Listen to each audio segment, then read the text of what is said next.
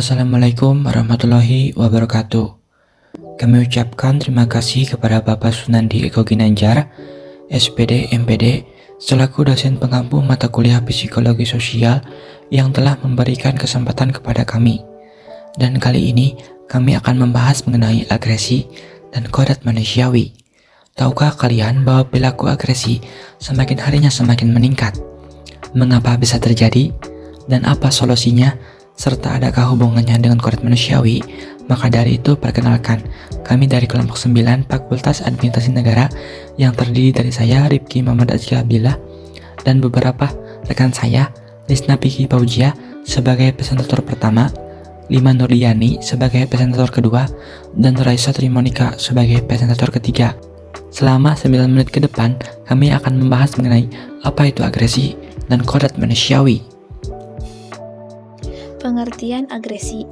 Menurut Kamus Besar Bahasa Indonesia, agresi adalah perbuatan bermusuhan yang bersifat menyerang secara fisik maupun psikis kepada pihak lain.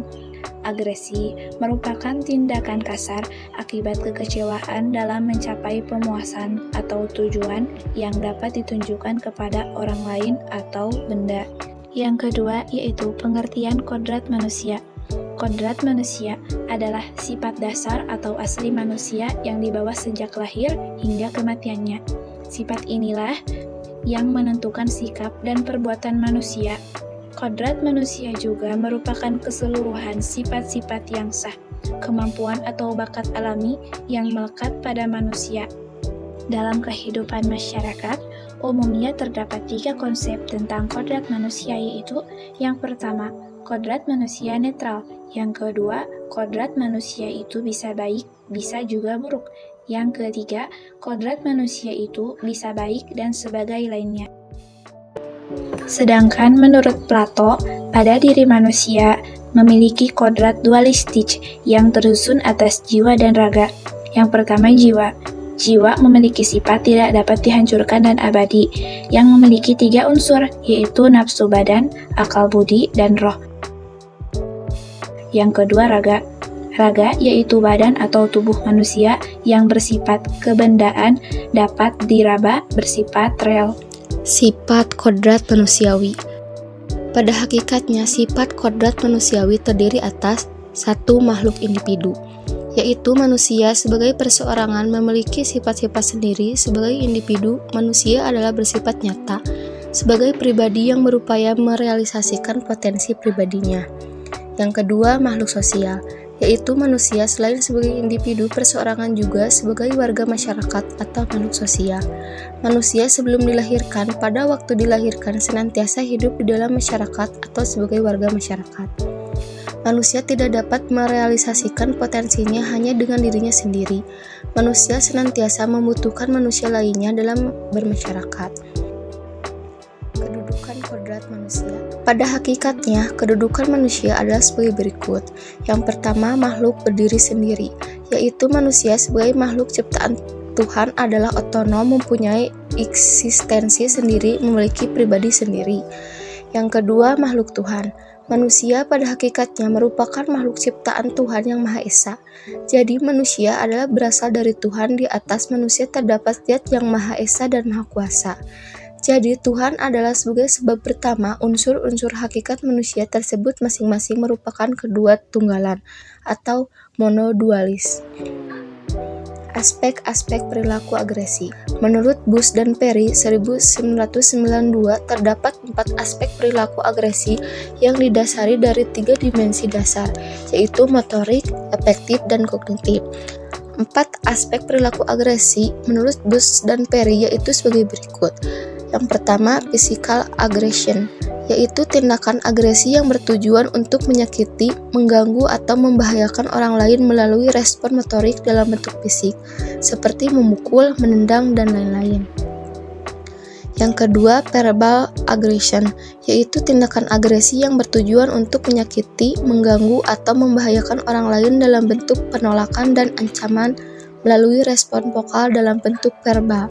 Yang ketiga, anger, merupakan emosi negatif yang disebabkan oleh harapan yang tidak terpenuhi dan bentuk ekspresinya dapat menyakiti orang lain serta dirinya sendiri.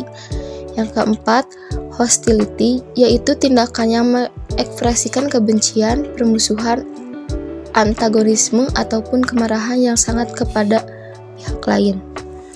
Faktor-faktor yang dapat mempengaruhi perilaku agresi. Menurut Search, Friedman dan Piplau 2009 menyatakan perilaku agresi disebabkan oleh dua faktor utama, yaitu sebagai berikut. Yang pertama, serangan, merupakan salah satu faktor yang paling sering menjadi penyebab perilaku dan muncul dalam bentuk serangan verbal atau serangan fisik. Yang kedua, frustasi, gangguan atau kegagalan dalam mencapai tujuan, frustasi atau keadaan tidak tercapainya tujuan perilaku. Frustasi terjadi bila seseorang terhalang oleh suatu hal dalam mencapai suatu tujuan, kebutuhan, keinginan, penghargaan, atau tindakan tertentu. Kondisi-kondisi yang mempengaruhi agresi. Yang pertama, amarah. Pada saat marah, ada perasaan ingin menyerang, meninju, mencaci maki, menghancurkan, atau melempar sesuatu dan bisa jadi timbul pikiran yang kejam.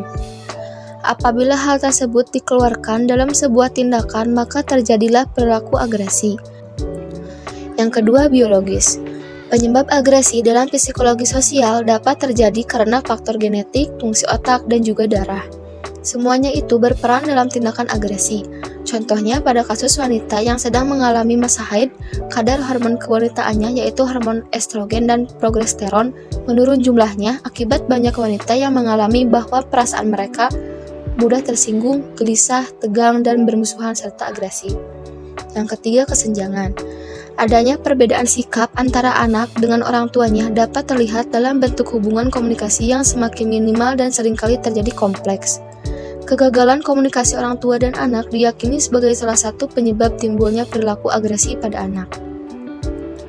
Yang keempat, tontonan.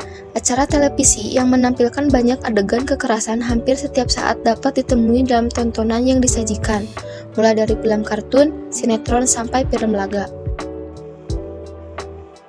Kesimpulannya, agresi adalah tindakan menyerang secara fisik maupun psikis terhadap orang lain dengan tujuan menyakiti, mengganggu, mengancam, menolak, dan merendahkan. Sesuai kata pepatah, hargailah orang lain jika ingin dihargai. Dengan harapan apa yang kami sampaikan bisa dipahami dengan baik dan dapat diimplementasikan dalam kehidupan sehari-hari untuk menciptakan lingkungan yang sehat secara mental dan emosional. Kami dari kelompok 9 mengundurkan diri. Wassalamualaikum warahmatullahi wabarakatuh.